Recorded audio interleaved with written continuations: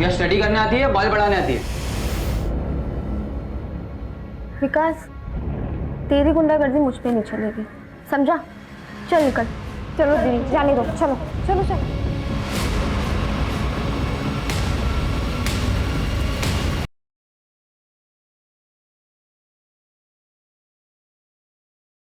तूने मुझे स्कूल से सस्पेंड करवाया ना, नेक्स्ट टाइम तेरे बाल नहीं काटूंगा, तेरी नाक काट लूंगा, ताकि तू किसी को चेहरा दिखाने के लायक नहीं रहेगी। इस बार तो छोड़ दिया तुझे, अगली बार मुझे हाथ भी लगाया ना तो हाथ तोड़ दूंगी तेरा। मेरा तोड़ेगी? हमने भी उतना अच्छा नहीं किया, इस चोट का बदला लेना हुआ तुझे। तेरा नक्शा नहीं बिगाड़ा ना तो मेरा नाम विकास खरे नहीं। कांग्रेट्स बॉबी, इस बार भी तेरे सेमेस्टर में 90% आए हैं। देखना अगली बार ना तेरा नाम भी इस बोर्ड पर होगा, फिर तो पार्टी देगी ना। पार्टी? पहले ये बोर्ड देख मानसी, पिछले 10 साल में सबसे हाईएस्ट मार्क किसके हैं?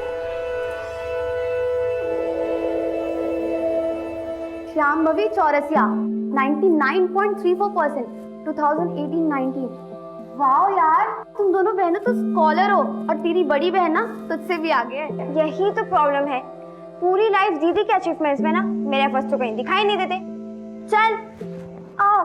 क्या बोल रही है तू? कुछ नहीं, वो तो मैं ऐसे ही। तुम्हें पता है क्यों नहीं, दीदी पीछे खड़ी है। वो तो माँ पापा का टेंशन था ना, इसलिए। तो क्यों इतनी टेंशन लेती है? These are just numbers। 5 साल बाद किसी को याद भी नहीं होगा कि तेरे कितने मार्क्स हैं। समझी? चले। ओ हीरोइन, या स्टडी करने आती है, बाल बढ़ाने आती है? विकास, तेरी गुंडागर्दी मुझ पे नहीं चलेगी, समझा? चल निकल।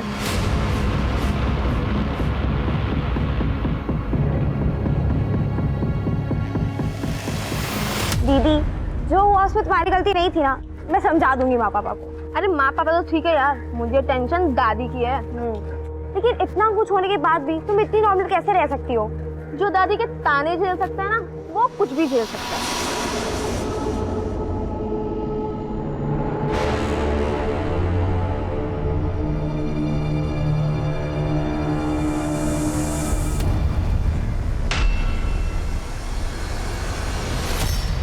शांभवी,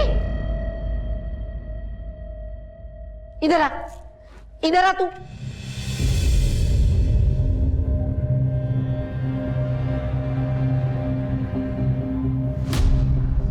बाल काट के आ गई तू? हाँ, वो भी घर में किसी से पूछे बिना।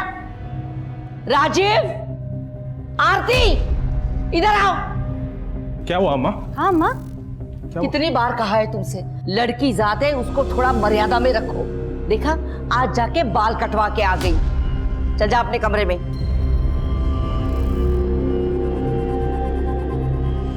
कह देती हूँ, ये लड़की एक दिन हम सबको खून के आंसू रुलाएगी, याद रखना। माँ पापा, अब दादी कुछ कहते क्यों नहीं हो? वो इतने ताने क्यों देती है? बेटा, दादी की बात को दिल पे नहीं लेती। कैसे ना लगाऊं पापा, अभी से स्कूल से आए हैं, उनको जो कहना होता कह देती, लेकिन अच्छे से खाना तो खा लेने देती। नहीं बॉबी, मुझे बिल्कुल भी भूख नहीं, मैं बाद में खाऊंगी। माँ, चमन चाचा का खाना दे दो, मैं उनको दे के आती हूँ। अच्छा ठीक है, चल। पर तुमने बाल क्यों कटवा लिए? बताना तो। बाद में बताऊंगी। बॉबी, तू चल रही मेरे साथ? नहीं दीदी, मेरे सर में बहुत दर्द हो रहा है, आप जाओ। चल आराम कर।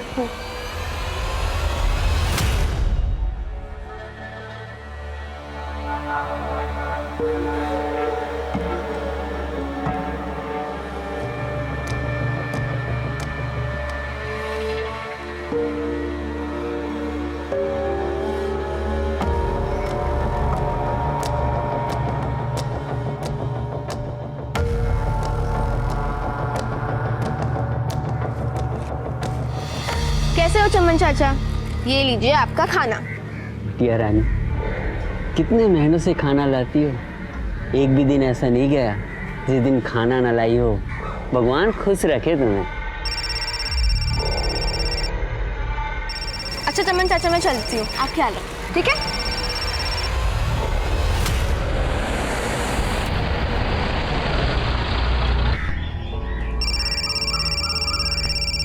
हेलो हेलो, आवाज नहीं आ रहा है।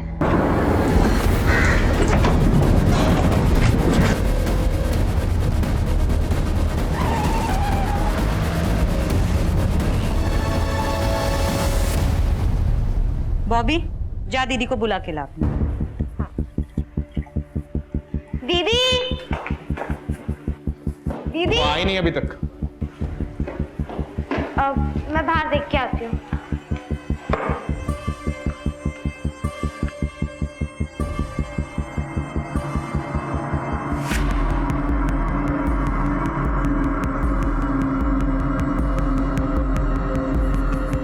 बाहर तो नहीं है। कहाँ गई होगी? मैं फोन करके पूछती हूँ। आप जिस नंबर को डायल कर रहे हैं वो इस समय स्विच ऑफ है। फोन तो बंद आ रहा है। यहीं कहीं होगी, मैं जाके देखता हूँ। मैं भी आती हूँ। हाँ चल बेटा।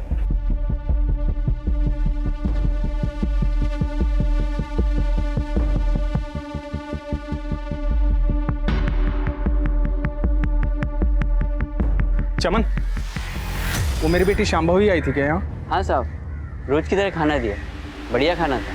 किस तरफ गई हो? घर की तरफ।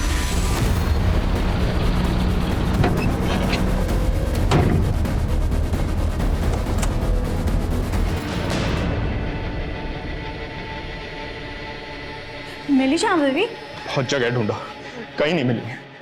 हमें पुलिस में रिपोर्ट करवानी होगी। पागल हो गया है तू राजीव? इतनी छोटी सी बात के लिए पुलिस में जाएगा? कोई जरूरत नहीं है, यही कहीं गई होगी, अपने दोस्त के पास आ जाएगी। लेकिन माँ, कितनी बार कहा है तुमसे, लड़की जात है, काबू में रखो, पर मेरी बात सुनता कौन है? गई होगी कहीं पे मुंह फुलाकर।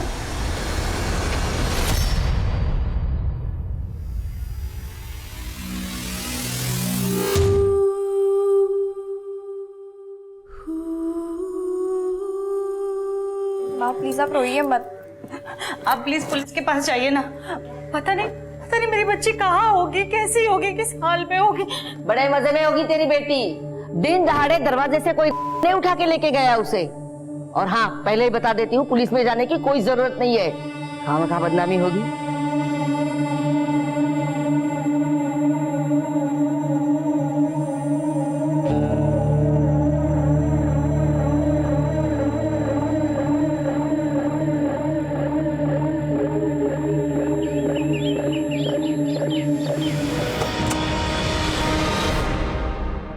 जी बोलिए। क्या ये राजीव चौरसिया का घर है? हाँ, मैं ही राजीव चौरसिया हूँ।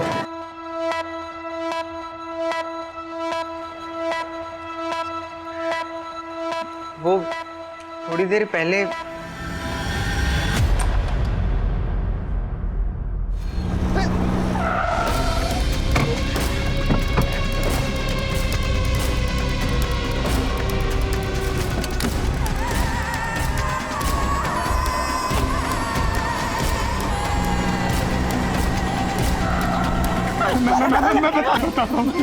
कपड़े पहना दो इसे बेटा, कपड़े लेके हमें इसे हॉस्पिटल लेकर जाना पड़ेगा।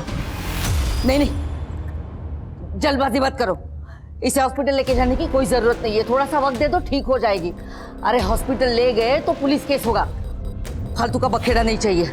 लेकिन माँ, जब देखो तुम सब लोग अपनी मनमानी करते रहते हो। अरे इस लड़की की ये जो हालत है ना, वो तुम्हारी मनमानी का नतीजा है। अगर इस हालत में ये लड़की घर से बाहर गई तो तुम मेरा मरा हुआ मुंह देखोगे। अम्मा,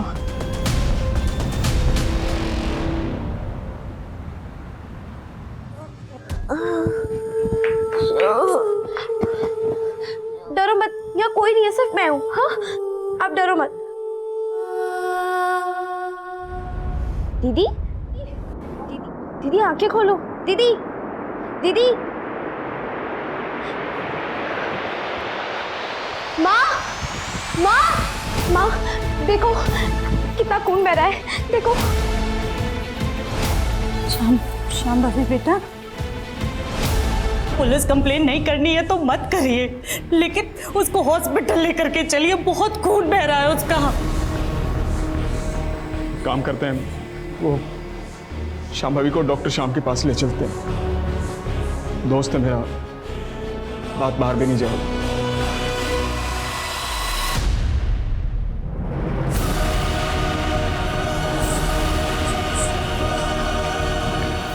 श्याम,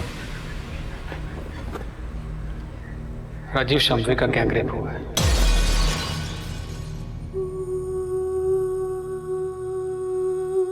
शायद 2 से ज्यादा लोग थे बहुत तड़पाया गया उसे।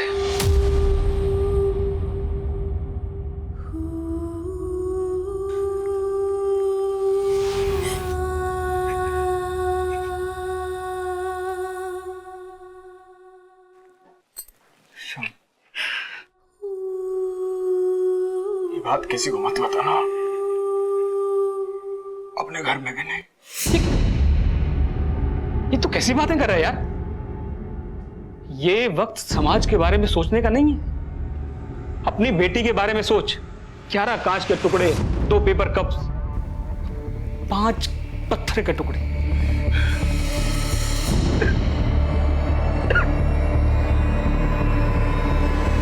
राजीव, तू और मैं अंदाजा भी नहीं लगा सकते कि किस दर्द से गुजरी होगी वो बेचारी।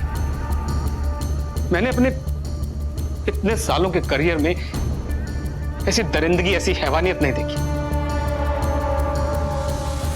राजीव, मैं एक डॉक्टर होने के साथ साथ तेरा दोस्त भी हूं। मेरी बात मान, पुलिस स्टेशन जा, रिपोर्ट लिखा और अपने बाप होने का फर्ज निभा।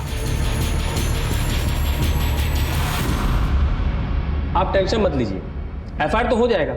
बस अपनी बेटी को थाने ले आइए रिपोर्ट लिखाने के लिए। साहब, मेरी बेटी की हालत बहुत नाजुक है, वो यहां तक नहीं आ सकती। चलेगा। वैसे आपकी बेटी आपको मिली कहां से थी? हुमायूं नगर से एक औरत आबिदा और उसके बेटे ने मदद की। ठीक है, वो तो हम पता लगा ही लेंगे, लेकिन कुछ और डिटेल्स चाहिए होगी हमें। साहब, सब कुछ तो बता दिया आपको। हाँ, अभी तक जो आपने बताया अपने मन से बताया, लेकिन अभी जो हम सवाल पूछेंगे उसका जवाब दीजिए। अब आपने बताया कि आपकी बेटी परसों गायब हुई थी। जी। कमाल करते हैं राजीव साहब, पहले आना था ना रिपोर्ट लिखाने के लिए, इतना टाइम क्यों लगाया? साहब, बेटी का मामला है। ये पहली गलती है आपकी। अगर आप पहले आ जाते तो केस अब तक सॉल्व हो चुका होता। खैर छोड़िए, अब आगे से ध्यान रखिएगा, बात को बाहर मत जाने दीजिएगा। बाहर मतलब समझे ना, मीडिया उडिया में। जी। हाँ जी भैया बोलिए। Anshika, I need your help. बड़ी मुश्किल से शांभवी के परिवार वालों को पुलिस में कंप्लेन करने के लिए मनाया था, लेकिन पुलिस शांभवी के बयान का इंतजार कर रही है। वो शांभवी इस हालत में है ही नहीं। इनफैक्ट उसकी हालत तो इतनी नाजुक है। अंशिका, मैं चाहता हूं कि ये केस खुलकर सामने आए ताकि पुलिस पर प्रेशर बने। भैया आप बिल्कुल फिक्र मत कीजिए, हम आपके और शांभवी के साथ हैं। Thank you Anshika. इटावा में हुए ब्रूटली गैंग रेप को 3 दिन बीत चुके हैं, लेकिन पुलिस प्रशासन अभी तक हाथ पे हाथ धरे बैठी है। पुलिस ने अभी तक उस जगह का भी पता नहीं लगाया है जहां पर विक्टिम के साथ ये घिनौना अपराध हुआ। पुलिस के इस निष्क्रियता और दमन के खिलाफ हम आवाज उठाएंगे। मीडिया के दबाव और पुलिस के आक्रोश से पुलिस प्रशासन में खलबली मच गई। इंस्पेक्टर को इस केस से हटा दिया गया और एक स्पेशल इन्वेस्टिगेटिंग टीम का गठन किया गया, जिसकी कमान शहर के एसपी आदिल खान ने खुद संभाली।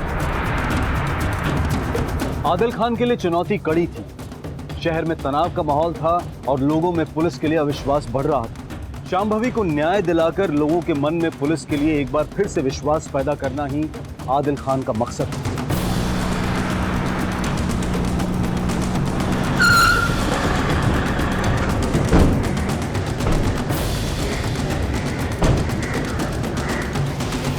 अब क्या बचा है यहाँ? और ज्यादती करना बाकी रह गया था क्या? राजीव जी, मैं यहाँ पर आपके जख्म को खरीदने नहीं आया। यकीनन हमारे डिपार्टमेंट से कोई चूक हुई है, उसी को सुधारने आया। आपकी बेटी शांभवी को इंसाफ दिलाने आया। खुद एक बेटी का बाप हूं, इसलिए आपकी तकलीफ को समझ सकता हूं।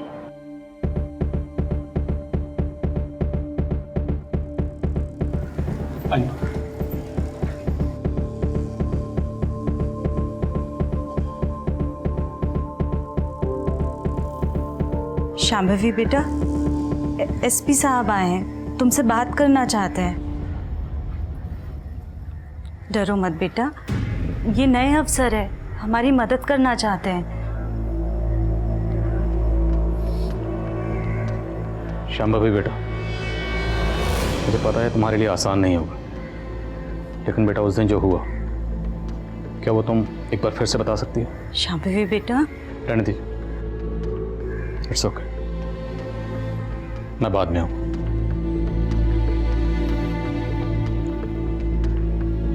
राजीव जी, जिस दिन ये हादसा हुआ उस दिन क्या हुआ था? आई मीन एग्जैक्टली क्या हुआ था? सर, पिछले कई सालों से श्याम भवी दीदी हमारे कॉलोनी में आगे बैठने वाले भिखारी चमन चाचा को खाना देती थी। हर रोज की तरह उस दिन भी वो खाना देने गई थी। हम सब दीदी का इंतजार कर रहे थे, लेकिन वो लौटी ही नहीं।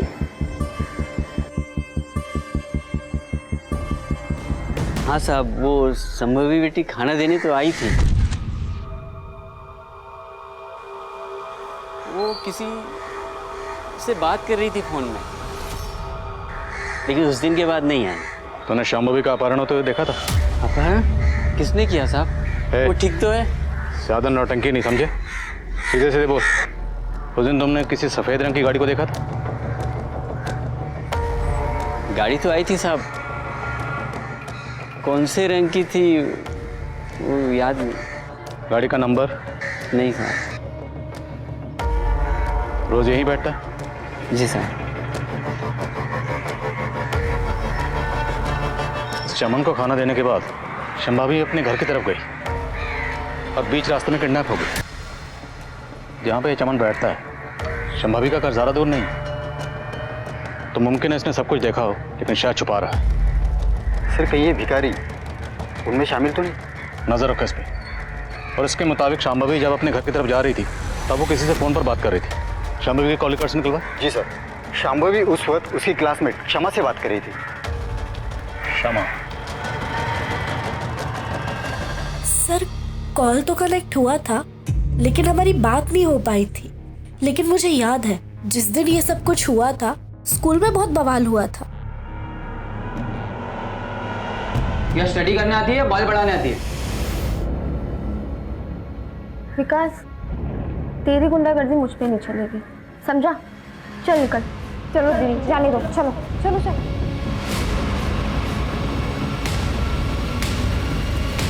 शांभवी ने उसकी कंप्लेंट प्रिंसिपल से कर दी थी और प्रिंसिपल ने 1 वीक के लिए उसे सस्पेंड भी कर दिया था।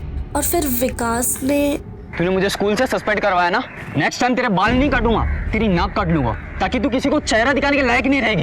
इस बार तो छोड़ दिया तुझे, अगली बार मुझे हाथ भी लगाया ना तो हाथ तोड़ दूंगी तेरा। मेरा तोड़ेगी? हमने दिन अच्छा नहीं किया, इस चोट का बदला लेना हुआ तुझे। तेरा नक्शा नहीं बिगाड़ा ना तो मेरा नाम विकास खरे नहीं। शांभवी बेटा, बेफिक्र रहो, मैं तुमसे ऐसा कोई सवाल नहीं करूंगा जो तुम्हें तकलीफ दे।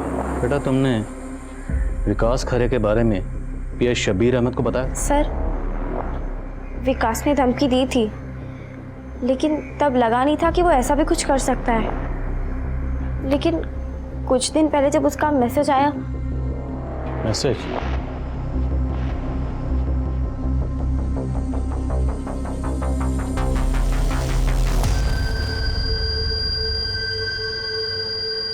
वीरेंद्र सर,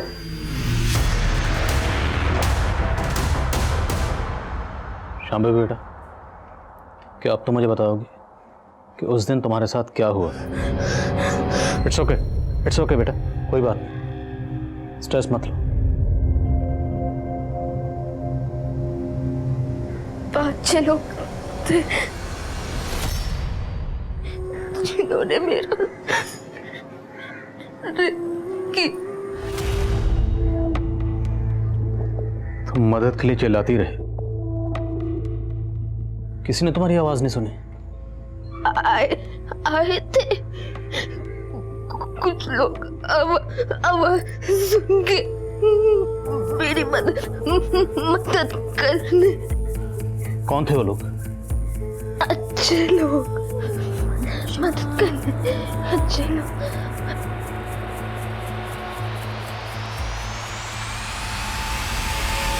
सर, शांभवी ने कहा कि बहुत सारे लोगों ने उसकी मदद की, लेकिन आबिदा के घर पे वो अकेले गई थी। अगर बहुत सारे लोगों ने उसकी मदद की थी तो अभी तक सामने क्यों नहीं आए? शायद किसी के दबाव में हो। कोई बात नहीं, एक बार क्राइम सीन का पता चल जाए तो सब के सब मिल जाएंगे।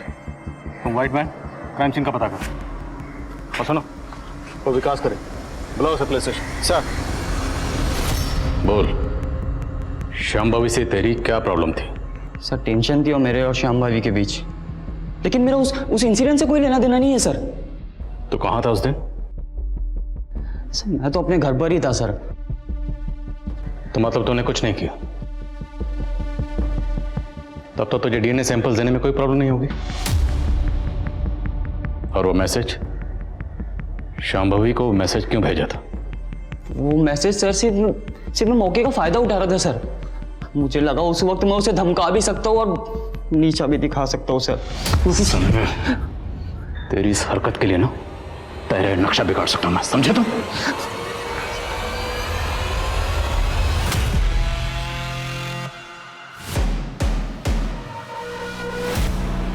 सर ये हुमायूं नगर का सीसीटीवी फुटेज है।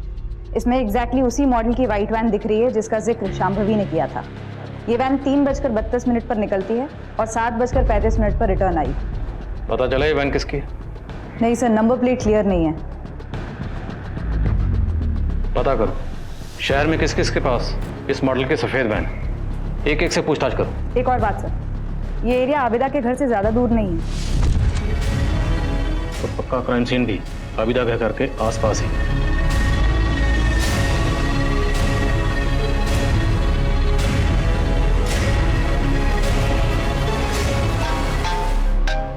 इसने किया था। Good.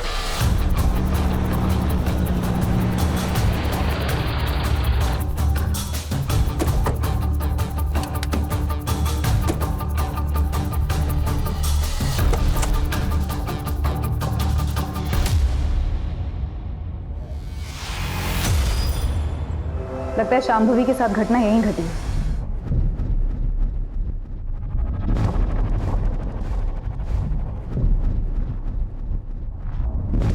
MM caterers. Sir victim के शरीर से कांच के टुकड़े मिले और यहाँ भी इतने कांच के टुकड़े बिखरे हुए हैं।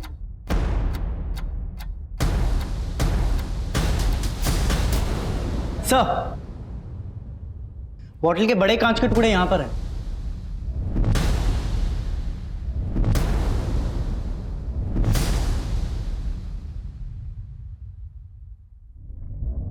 आबिदा का घर यहाँ से 300 मीटर की दूरी पर होगा। शांभवी यहाँ से रेंगते हुए वहाँ गई हो। शांभवी ने बताया कि कुछ लोग उसकी मदद के लिए आए थे। इस कांच की बोतल से उसको जख्मी किया गया। बोतल को पहले वहाँ तोड़ा गया, फिर उसी कांच से उसे यहाँ लाकर जख्मी किया गया। गुटका? सर लगता है हड़बड़ाहट में किसी की जेब से गिर गया होगा। ये सारी चीज़ें एविडेंस के तौर पर सील करो।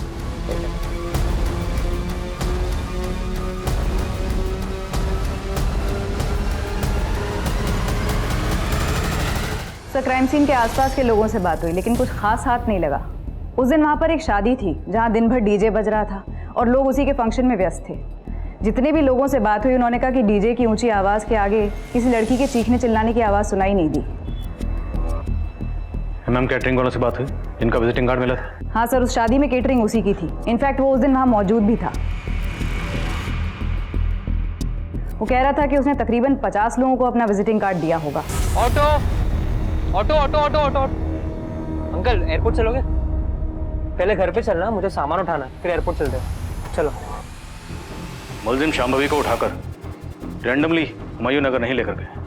वो जानते थे कि शादी वाला एरिया है, इसलिए वो जानबूझकर उसे वहां लेकर गए ताकि शादी के शोरगुल में लड़की की चीखने की चिल्लाने की आवाज़ कोई नहीं सुने। अपने खबरियों को वहाँ एक्टिव हो, उन्हें कहो कि कुछ भी पता चले तो तुरंत इन्फॉर्म करें। सर अपनी खबरियों से एक इम्पोर्टेंट बात पता चली। तूने तो कहा था कि तूने कुछ नहीं देखा, फिर ये फोन?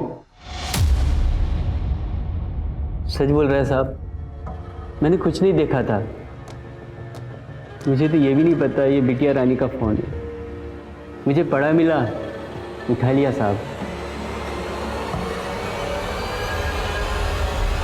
माँ की कसम सच बोल रहा है साहब। एक सच और बोल, तेरे पास इतने पैसे कहाँ से आए?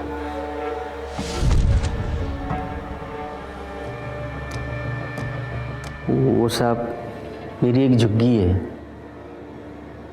वो किराए पे चढ़ाया है। ये सब पैसा किराए का है साहब। तो ये भीख मांगना तेरी हॉबी है क्या? बस समझ लीजिए साहब, भीख मांगकर खाने की आदत पड़ गई। पुलिस को बेवकूफ समझा तूने? सीधे सीधे बोल, शांभवी के अपहरण से तेरा क्या लेना देना है? मेरा कोई लेना देना नहीं है साहब। पिछले कई सालों से वो हर दिन खाना खिलाती है मुझे। आप चाहो तो साहब ये सारे पैसे आप ले लीजिए, मैं खुशी खुशी दे दूंगा साहब। बस आपसे एक विनती है, उसके गुनाहगारों को सजा दिलवा दीजिए साहब, यही विनती है।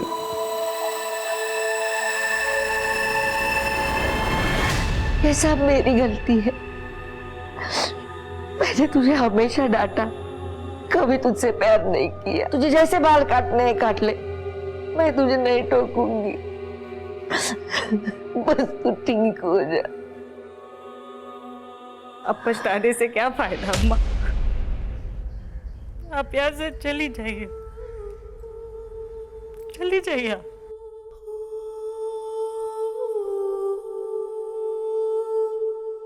सर, डंप डेटा से कुछ भी ठोस हाथ नहीं लगा है। उस एरिया में कई टावर्स होने की वजह से हमें ऐसे बहुत सारे नंबर्स मिले जो उस दिन वहां मौजूद थे, लेकिन विकास खरे का फोन उस एरिया में एक्टिव नहीं था। हो सकता है वो अपना फोन घर पे छोड़ के गया। फॉरेंसिक से कोई अपडेट? जी सर, क्राइम सीन से मिले बॉटल के टुकड़े और विक्टिम के बॉडी से मिले कांच के टुकड़े मैच हो गए हैं। फॉरेंसिक ने क्राइम सीन से जो कपड़े उठाए थे उससे भी डीएनए एक्सट्रैक्ट कर लिया है। नेक्स्ट वीक तक ये रिपोर्ट भी आ जाएगी कि विक्टिम की बॉडी से मिले डीएनए और कपड़ों से मिले डीएनए मैच होते हैं या नहीं। अगर हम अपनी तहकीकात का रुख उल्टा कर दें तो? मतलब sir? I mean other way round.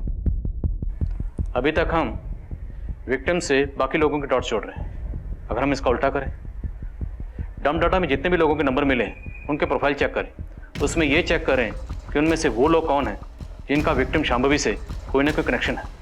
Chance लेकर देख सकते हैं सर। एमएम कैटर से कोई अपडेट? हाँ सर, 7 ऐसे लोगों का पता चला है जो उस दिन शादी में वहाँ मौजूद थे और जिन्होंने एमएम केटरर्स को बाद में कांटेक्ट किया अपने यहाँ किसी फंक्शन के लिए भी। नजर रखो, कुछ भी अटपटा लगे उठा लो। सर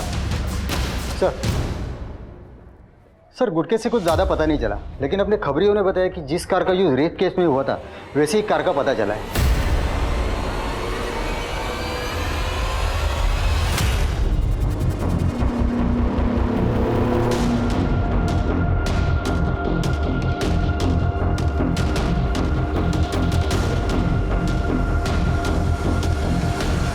सर, शांभवी की हालत फिर से बिगड़ने लगी है।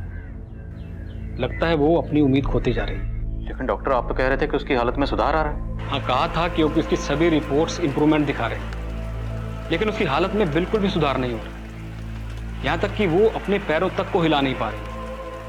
मानो वो चाहती नहीं कि वो ठीक हो साइकोलॉजिकली। सर, दवाइयाँ अपना काम कर रही हैं, लेकिन इंसान ठीक होता है अपनी विल पावर से। रेप और ह्यूमिलेशन ने उसके ब्रेन के एक हिस्से को बुरी तरह डैमेज कर दिया और वो तब तक नहीं भरेगा जब तक वो खुद नहीं चाहे।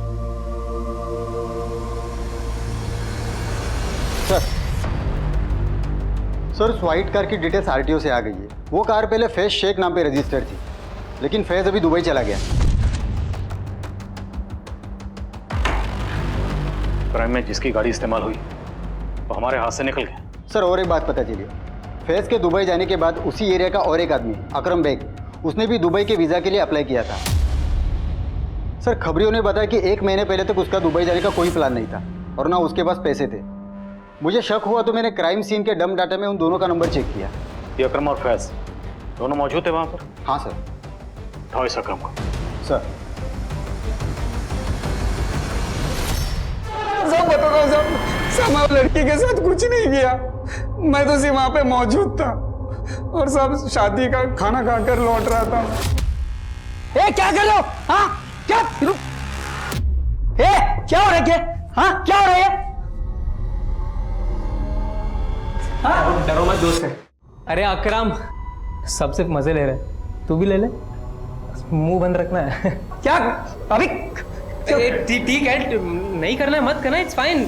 बस मुंह बंद करने का क्या लेगा वो बता ना खाली। और तुमने दुबई का टिकट ले लिया? जी सर। और कौन कौन शामिल था?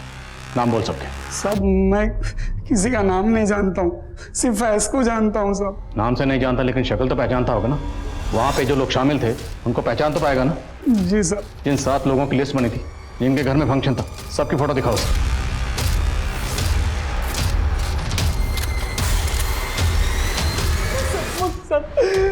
सर मुझसे बहुत बड़ी गलती हो गई सर। सर मैं सच बोल रहा हूँ सर। सर मैं उस लड़की को जानता भी नहीं था। सर मैं अपने फोन से बात करते हुए वहां से जा रहा था, तभी मैंने एक लड़की की चीख सुनी। छोड़ दो प्लीज। अंदर गया तो देखा कि कुछ लोग उसका रेप कर रहे थे।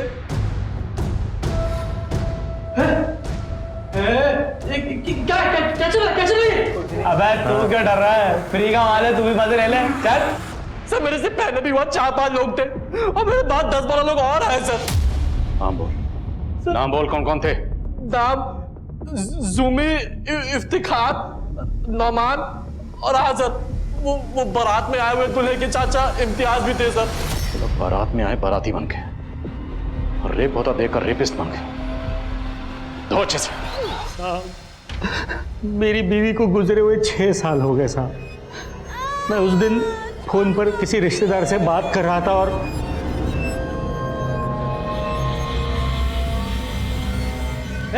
हेलो नो, क्या हो रहा है? हाँ चाचा, हल्ला क्यों मचा रहे हो आप? ये लड़की अपनी मर्जी से आई है चाचा। आई है कि नहीं? आपको जो करना कर लो ना। देखो चाचा, देखो चाचा, आप ना खाली अपना मुंह बंद रखिए। लड़के को किडनैप किसने किया था? साहब हमको नहीं पता साहब। हम लोग तो वहां लड़की की चीख सुनकर ही पहुंचे थे साहब।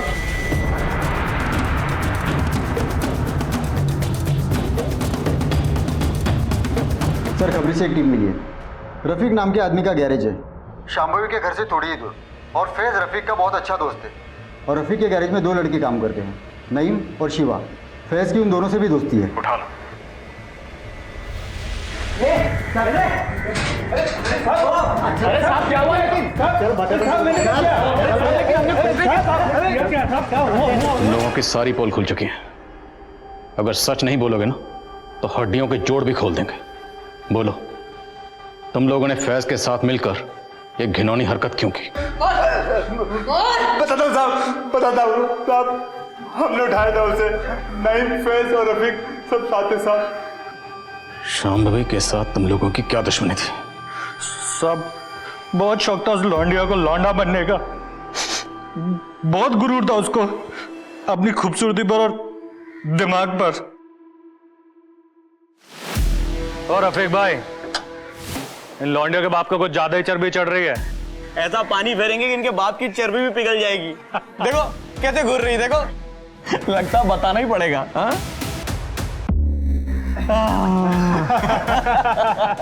हो गई ठंडी। मेरी बात सुनो, घर चलते हैं, जाने दो। ना मर्दानगी दिखाने का इतना ही शौक है ना तुझे, तो ऐसी जगह जाके दिखा कि तेरी अम्मी और बहन भी देख सके, समझा? लेकिन उसने लौंडिया पने की सारी हदें पार करती थी। हमारे दोस्त रफीक को हमारी दुकान पे थप्पड़ मार के साथ सबके सामने सर बेइज्जती कर दी हमारी। देसी लड़की दिन दहाड़े थप्पड़ मार गई, नामर्द बोल गई, घर का काम काज छोड़ के बाहर घूमती है मर्दों की तरह, और हमें ज्ञान पेल रही है। सबक तो सिखाना पड़ेगा रफीक भाई। सबक तो मैं सिखाऊंगा उस लौंडिया को, पर कैसा सिखाऊं ये समझ में नहीं आ रहा है। बस मेरे पास एक रास्ता है। अपने फैज के पास गाड़ी है ना, और अपने को गाड़ी मिल जाए ना तो अपना काम हो जाएगा। 5-6 महीने तक हमने कुछ नहीं किया साहब, ताकि मामला शांत हो जाए। वो रोज उस भिखारी को खाना देने जाती थी। हम लोगों ने सारा इंतजाम कर लिया था, बस सही वक्त का इंतजार कर रहे थे। और उस दिन तो बॉबी भी उसके साथ नहीं आई थी साहब। हमें वो मौका एकदम सही लगा काम को अंजाम देने का। हमने फौरन फैज को बुला लिया।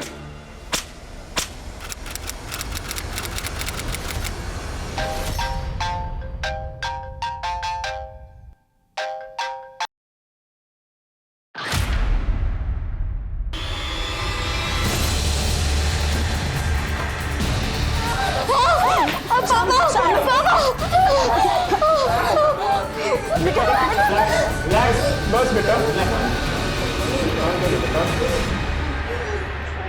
शांभवी, शांभवी बेटा, शांभवी, शांभवी। डॉक्टर, डॉक्टर देखिए ना, ये कुछ बोल नहीं रही है। देखिए, देखिए ना इसको क्या हो गया। शांभवी, शांभवी, शांभवी।